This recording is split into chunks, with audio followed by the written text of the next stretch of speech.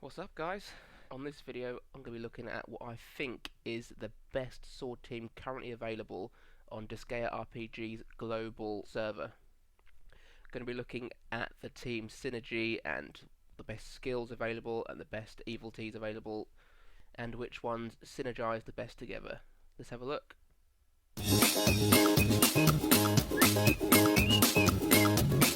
Going to be looking at the units as if they are NE7, so we're looking at them as a whole as you've leveled them up and they're now got all their evil teas and now at full power. First unit is an obvious one, of course. It is our Lord and Saviour, our Overlord, the Hull. His main evil tea is the Overlord's Rapture, where he boosts all allies by 10% except for speed. At NE1, all the damage dealt by his skill moves increases by 45%, which is a massive increase in damage he's going to be putting out. Bow before me at NE5. All damage taken from monsters is reduced by 40%, so he's now tanking against a lot of enemies in the game. And at NE7 he gets Suppression Stare, where he gains damage dealt to humanoids by 45%, so his already high attack is now increased even further against humanoids. Lahal's got 4 unique skills. First one is the Blazing Knuckle, just a fairly low standard attack, but it has got a fire damage attribute attached to it. All of his unique skills are all attack based, as with most of his moves are, because he is an attack based unit. His 3 other skills are all quite high in SP.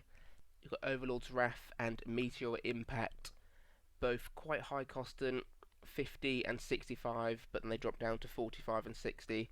Both are area of effect attacks though, which is quite handy in this game. Overlord Dimension, which he learns at NE3, is his big single attack, but it is expensive. It costs 70 originally and drops down to 65 when leveled up enough, but it is an S-rated attack, so it's going to deal huge damage, especially with his NE1 boost of the 45% from skill attacks. If you are interested in leveling up his normal skills, he gains fire attacks and Braveheart and Mega Braveheart, so boosting his own attack or boosting a single target's attack. You might not even bother dealing with them until later in the game because you're going to need to increase his weapon mastery on a staff weapon, which for Lahal you're probably not going to do. The second unit team, you probably guessed him as well. It is Mr. Sardine himself, Valvatores. He's probably my favourite unit on the team, because he hits really hard with his attacks and his unique skills, and he can heal himself too. His main evil tea is going to help out all sword members on the team, boosting their attack by 18%. So then you've got Lahal's 10% for all stats, as well as Valvatores' 18% attack boost for all other sword members as well. At NE1 you unlock Break Limit, where all Valvatores' damage is increased by 40%, so not just normal attacks, that means skill attacks as well.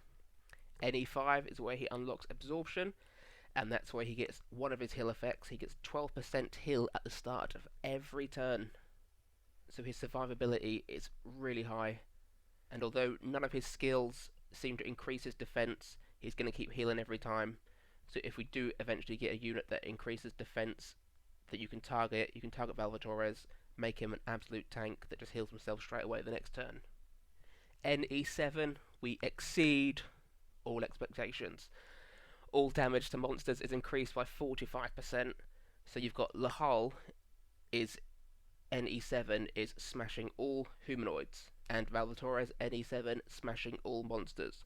Gonna make it really easy when you've got a mixture of units. They can each target one set each, and you know you're dealing a hell of a lot of damage. His first unique skill is where he gains his other healing effect, Impaler Prince. It's a low cost move, 20 going down to 15. It's his weaker attacking move, that's why it's low cost, but it does heal as well, so he's just getting heal from everywhere. He's getting his own attack heals, as well as a start of turn heal too. Second unique move is his area of effect attack. Like the Hull, a bit expensive again, 60, 65, so you're not going to use it that often really.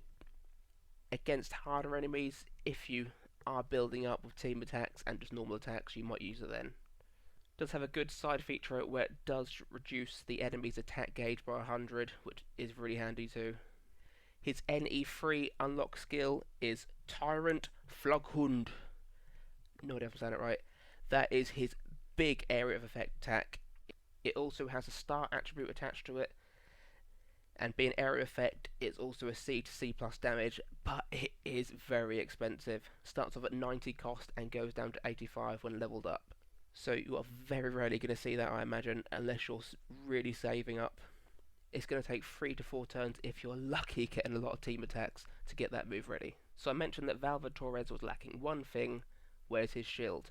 Well, if you level up his staff abilities, he gains shield that way. Shield and mega shield are unlocked, and his attacking moves are all water based ones. So now you've got a mixture of fire with Lahal, and Torres has water moves too. Our third unit, of course, if Torres is there, who's going to be following up behind him? Little Fenrik. This little werewolf is another great unit for this team. His evil teas have a good mixture. His first one, his main evil tea, is Great Loyalty, where his attack plus the number of humanoids in the team is times by 6%. So similar to Prism Rangers, it's going to give him quite a big boost as well, because he's not a free-to-play unit, he's already a 4-star unit. He's getting a big boost from that one, as his team is all humanoid as well. NE1, another excellent support unit. Tyrant's Fang boosts all sword-wielding allies' stats except speed by 12%. So this team is just getting boosts from everywhere now. Everyone's going to be tanking really well and defending a lot of attacks now. NE5, the Intimidating Gaze.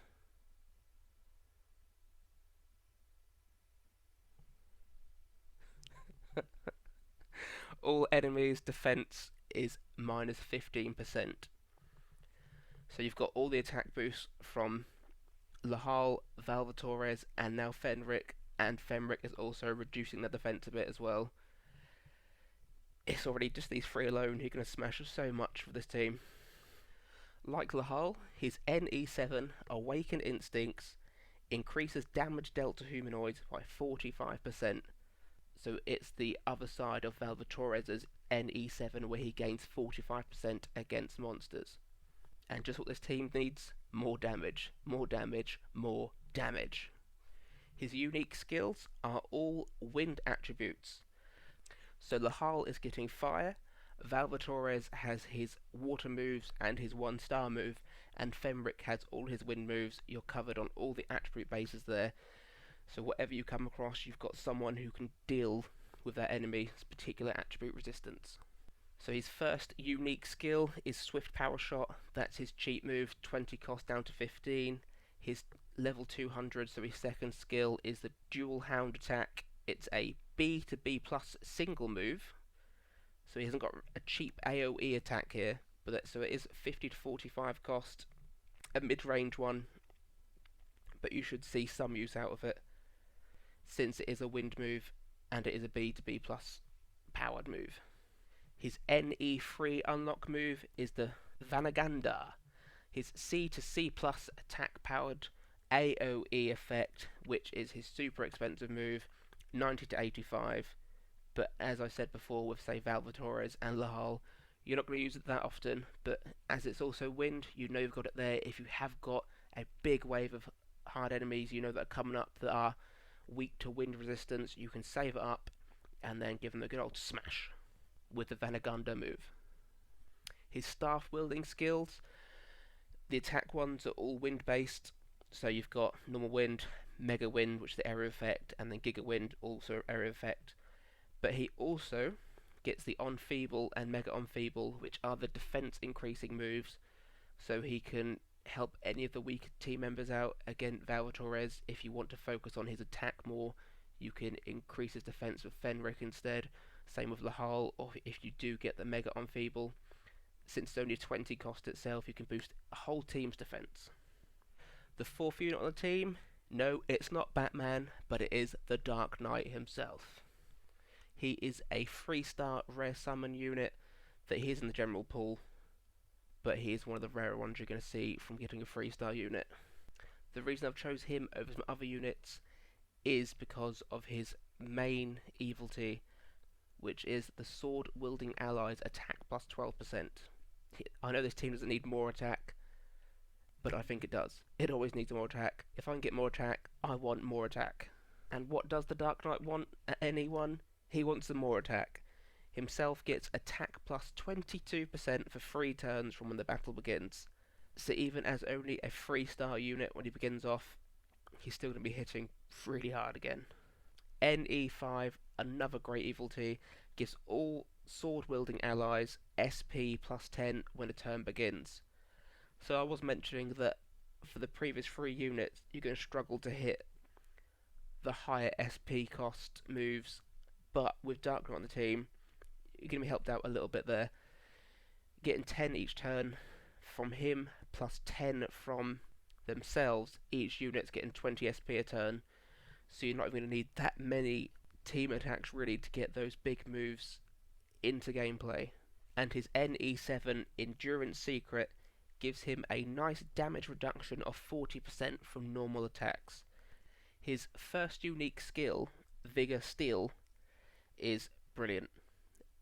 E plus power and E power, cheap cost of 20 and 15, no attack attribute, but he will recover HP when attacking with this move, which is brilliant. So he only learns 2 skills, and his second skill is Lightning Sword. It is his NE3 move, a C to C plus AoE wind damage weapon, which is a 90 to 85 cost. And now that we know we're all getting SP plus 10 at the start of the turn, my previous remark about not seeing the bigger moves in play is now moot.